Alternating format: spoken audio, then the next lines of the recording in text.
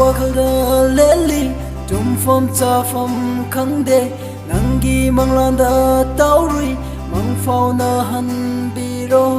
o nungsibi aibu wahalanu o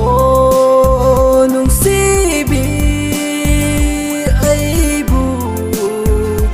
wahalanu ngasi nangi nusi wahira hinjindiro aibu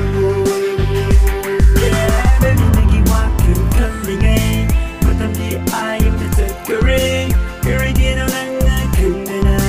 naniba onsibi